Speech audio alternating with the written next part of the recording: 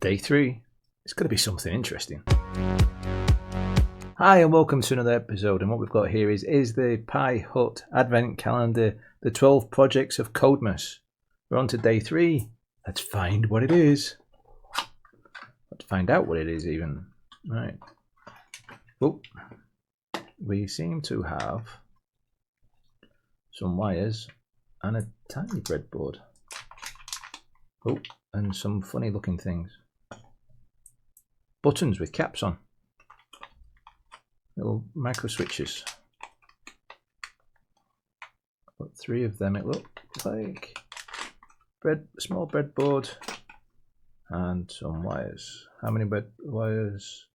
6 wires.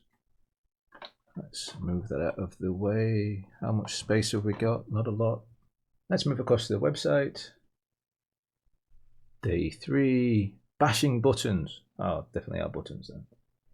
Let's scroll down a bit. Bashing buttons. Welcome to day 3. Today we're adding physical inputs to your program using buttons. So far we've relied purely on code to tell our components and program what to do and when.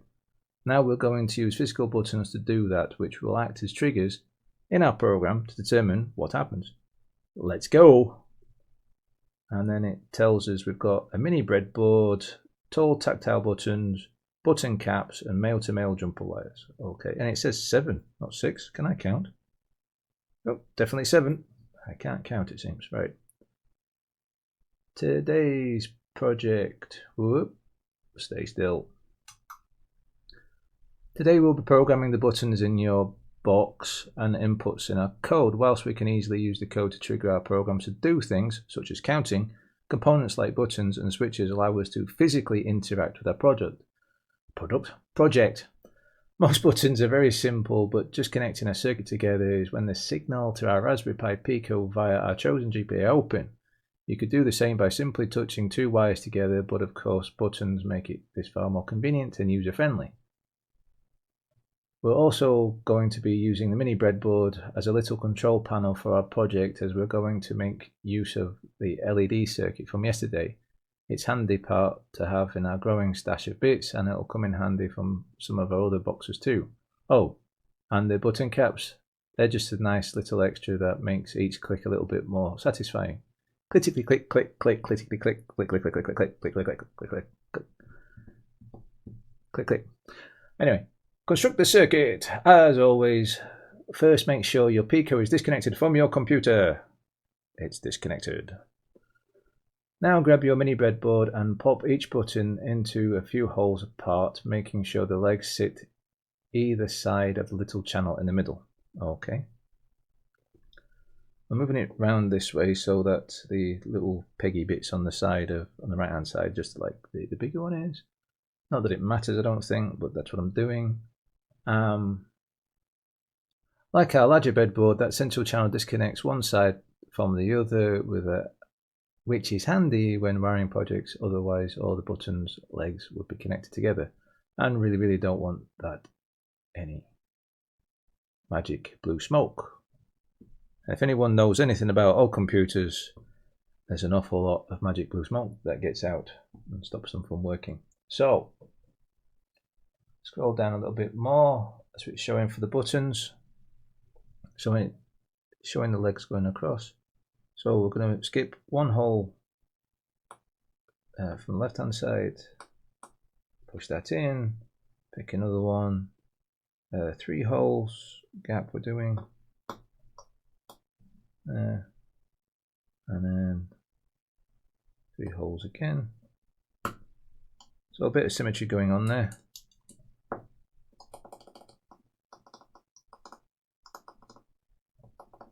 Yep, all seem clickety click click. Alright. Now we need to connect a 3.3 volt pin from the Pico to the top red line of our main breadboard. Pop a jumper wire onto the 3.3V3 out pin on the Pico physical pin 36. Then connect the other side to the top red lane. Okay. You then need to connect the red 3.3 lane to one side of each of the buttons. Go for the right side like we have below. Okay, time to zoom in a little bit, I think. Zoomity zoom zoom zoom.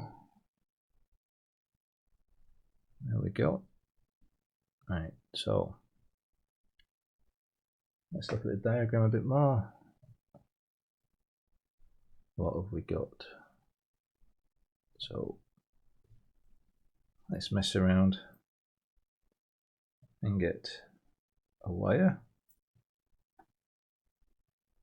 Did say physical pin 36. What's that pin there? What does it say? I'm going to have to zoom in. I haven't got my reading glasses yet again. Zoom, zoom, zoom, zoom, zoom, zoom. Can I read it if I zoom in?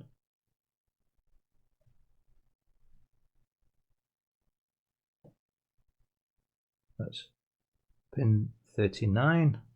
So 40, 39, 38, 37, 36. I'll take that from the bottom line. So double check that again. 40, 39, 38, 37, 36. So that's J5 we wanted to play around with. We want to bring that up to the top row, top right. Okay, done that. Now we need 3 wires, so I'm peeling all of them off. There we go. Let's zoom back in again. So zoom out again a little bit actually. Right, I have 3 wires. I'm going to use that one, use that top one there. I'm going to take that to the same line as this pin here, or this leg, all the way down at the bottom. Get another wire, do the same again from the next block along. And then I'm going to go next to the last red one. Oh, going, there we go. And then we do that. Yeah. That's what we've got so far. Lastly, we need to connect the other side of the buttons, the GPIO pins. Add a jumper wire into GPIO 13, 8 and 3. That's physical 17, 11 and 5. Check the Pico pin map. If you're not sure, I'll use our diagram below. Okay, so 3 wires. I'm going to take that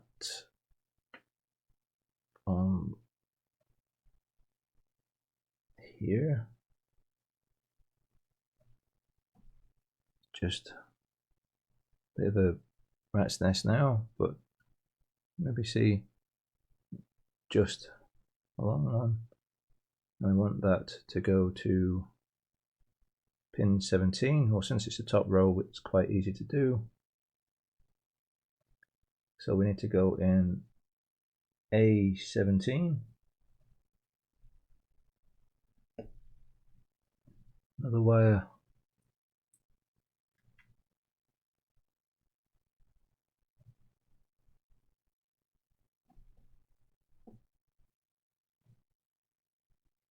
Goes into number 11, so A11,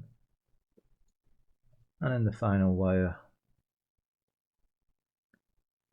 goes in there, and that needs to go in A5.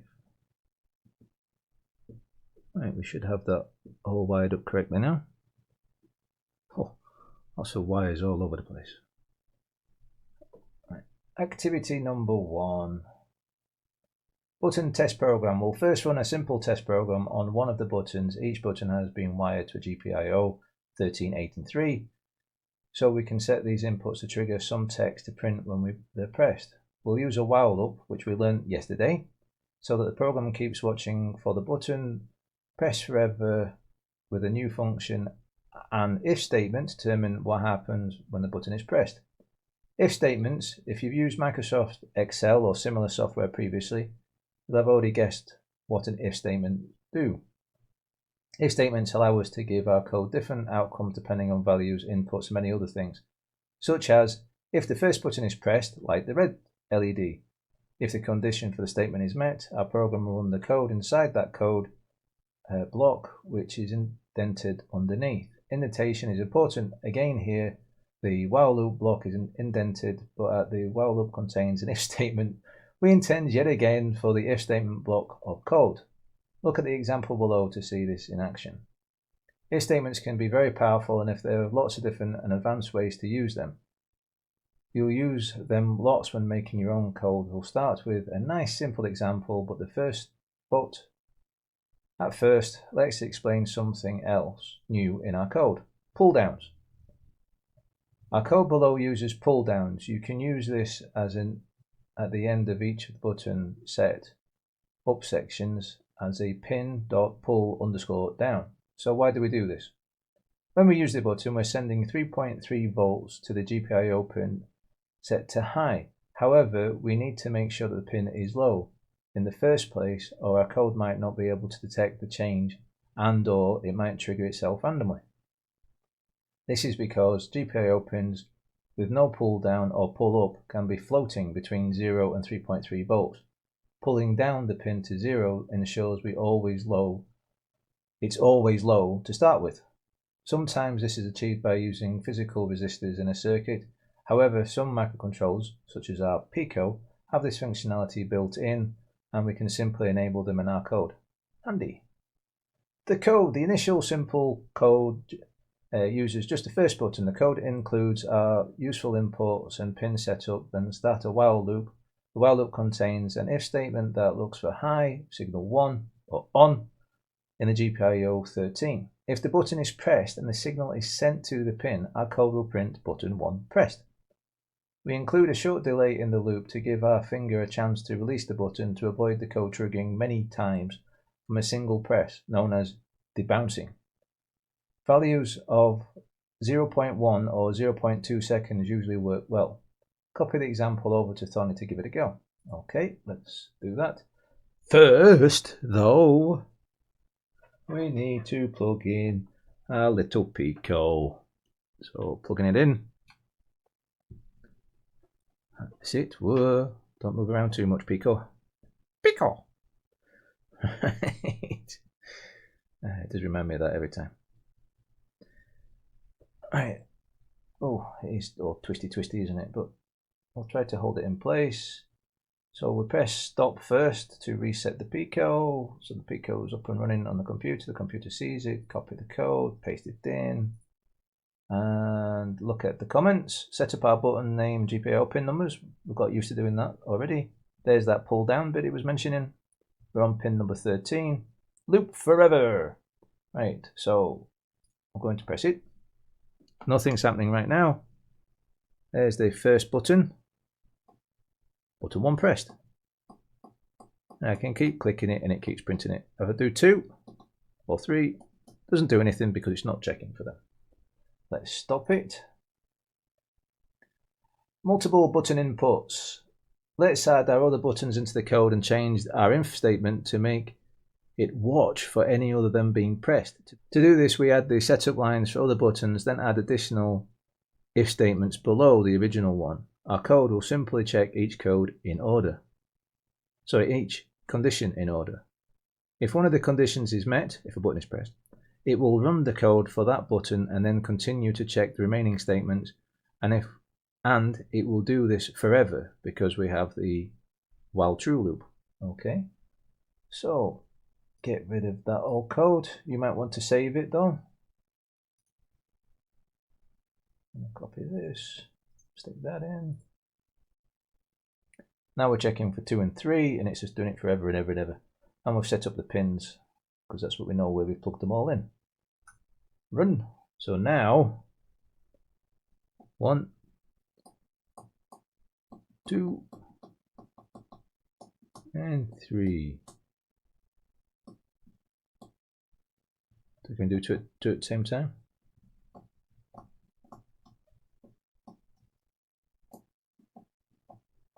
Yep, I can sort of do it. I don't know if I can't really press them instantaneously at the same time, but it's checking and checking and checking. So, actually, can I hold down 1,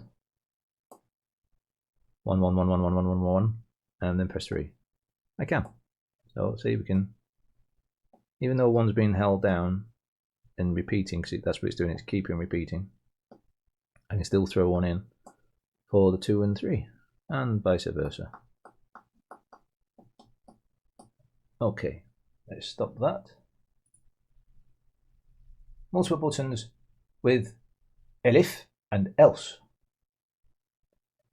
Ah yes, we're learning about elifs again, because I learnt it in the last one, the last Advent box.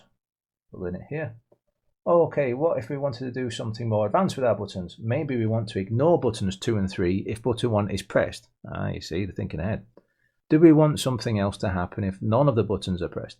Perhaps we want something to happen if we hold down 2 buttons at the same time.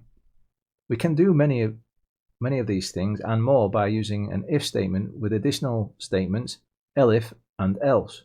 Let's explain how they work before we try them.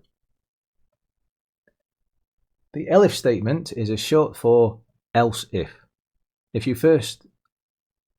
first if statement isn't true, your code will then check each elif statement, and in order to see if any of those are true. If one of the elif statements triggers, it will run the code block for that statement only, and then stop checking the others in the loop, unlike regular if statements, which keep checking each one after the other regardless of what happens. So basically an elif is kind of like going off at a tangent, sort of. You can come back again, but it's you're not going to keep checking that train of thought. You're going to go off somewhere else, right? Which can be useful. In the example below, we use the if, then elif to tell our code to check if button 1 is being pressed, and if not, check button 2. And if button 2 isn't being pressed, check 3. There should always be an initial if statement first. That's what the tip is. So let's stop this, which I've already done. Get rid of that. Get a new one going. Copy, paste. So all the pins are set up. A short delay. If button 1 is equal to 1, print 1. Or if not, check 2. If it is, print button 2. If it isn't, check to see if 3 is being pressed. So now when we run it, and I press button 1, but now I can't interrupt it by pressing 2 and 3 like I could do before. And the same if I press down 2. Oh, actually, because 2 is being pressed, I can interrupt it with 1, but I can't interrupt it if I hold 2 down. I can't interrupt it with 3, but I can interrupt it with 1. And if I hold down 3, I can interrupt it with 1 and 2. Can I press them all at once? If I try pressing them all at once, only button 1 gets recognised because that's it. It's printing 1 and then it's not bothering to check for 2 and 3 anymore. And that's why that works like that. Let's press stop. The else statement says if none of the statements above have their conditions met, do this instead. It can be useful if you want something to always happen when none of the above if or elif statements are being met. Here's a short example of using 2 buttons. You can try where we always print no buttons pressed.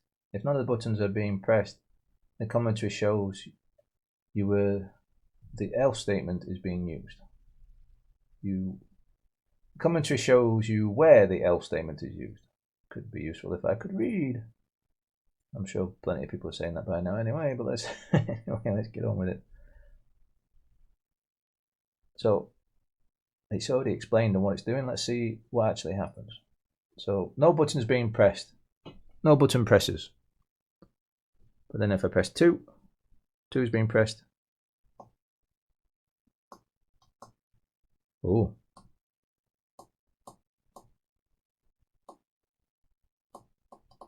Why isn't 3 doing it? Huh? Because it's not checking for 3. Why is it not checking for 3? That's a bit silly. Alright, so it's checking for 1 and 2, but it's not checking for 3. But what happens if I press both? I can interrupt 2, but I can't interrupt 1. And of course 3 is not being checked for at all. And note about no buttons presses. So we'll stop that. The code, now we know what an elif and else do, let's put them to work whilst adding our LED back into the program. The code below first checks if we've held the buttons 1 and 2 together. It does this by using the if statement with an and between the two conditions, asking for both of these to be met at the same time. If the buttons are both held down, the green LED will light. We then use the elif statement to check if button 1 is being pressed on its own. If so, the amber LED is lit. Then we use an else statement, light to the red LED, and turn all others off if nothing is being pressed. Button 3 isn't being used in this example. All of this is in the while true loop and make it run forever. Okay. Dun dun dun. Sounds quite complicated. Let's copy the text, slap that in. Let's run it. And we can press 2, doesn't do anything. 3 doesn't do anything, so we're not even checking for that. 1 by itself is amber. 1 and 2, we get green and amber at the same time. But if we press 1 and 2 at exactly the same time, just get green. If we press 1, we get amber, then press 2, we get green. Let go of that, and we're stuck with green still being on because it's not letting go of the last bit of code, because why would it? So what we need to do, it's not mentioning it on here, but here, button all by itself, just a quick and dirty way of doing things. We're going to cut all of this here, copy that, press enter, stick that in. Oh, it's too indented, so there we go. We want to change that to 0 because we want it to be off or low, and just for the fun of it, we'll put off here as well, just so we keep track of what we're doing. Now when we press run, we should be able to do 1 and 2 at the same time, get green. We should be able to do 1 by itself, we get amber, and if we press 1 followed by 2, it does green, but when I let go, it goes back to just being amber again. So actually what we need to do also is up here, we need the amber stuff. Copy that up here. Oh, missed the amber. Oh, let's get amber in there. Put that to 0 as well. Change this to off. And try running that. Now, 1 by itself is amber. Nothing at all is red, of course. 1 and 2 together gives us green. Pressing 1, then pressing 2 gives us green. Letting go of 2 takes back to amber, and we're only getting 1 LED at a time now. And there's a quick way of fixing that problem. Oh, done it all, and it's not even on there. Oh dear. Let's try again. Now we've got that code running. Let's press 1. We get the amber. Nothing at all gives us red. 1 and 2 together gives us green. Press 1 followed by 2 gives us green only. Let go of 2 gives us amber only. That's the response we want anyways, but there's a quick way of fixing that little problem. Hopefully that helps somebody. Let's move on with the code. Activity number 4. Another trick we can use with the buttons and if the if statements is to use an or between conditions to check if one of all our buttons is being pressed, but make them all trigger the same result. We've had an example below which looks for either button 1 or 2 being pressed. Once you've tried it, why not add in button 3 into the code? All you've got to do is stick in the extra bit so that it looks for 3. Fair enough. So we'll get rid of this bit of code that we've done. You might want to save it because of the little fixes that I put in there. Let's start a new one, copy the code, paste, and run it. There's the OR statement. So it's button 1 or 2 is equal to 1.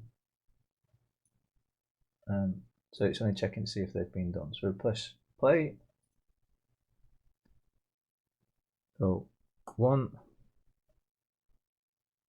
or 2. Could do with it that it blanks everything from the last bit of code, because actually it's not being told. We need it all to be low now. I need to stop messing around with all the LEDs. And the thing that you should do is initialize them all at the very beginning with being all off, if that's what you want. And even if you're not, it's a good thing to do of that. But if it was just turned on with no power at all, and just put some power in, what do you want it to look like? Then that's what you should initialize in the beginning of your code. Give a play with that and tell me how you get on. Right, let's stop that now. Activity number 5. Another handy feature we can do with GPIO pins is toggle. Or you might have guessed, these toggles are pin status high to low to high, and so on. The example below is mostly the same, but uses button 1 to toggle the red LED on and off. Once you've tried the code below, why not try adding other buttons and LEDs back in, toggling each of them? So let's play around with doing that. I'm not going to play around with buttons 2 and 3. I'll let you do that, because I've probably rambled on far too long as it is with this one. So the LED is still on from 2 programs ago, but we'll press 1 now. And I can turn it on and off now. Or at least I could do. There we go.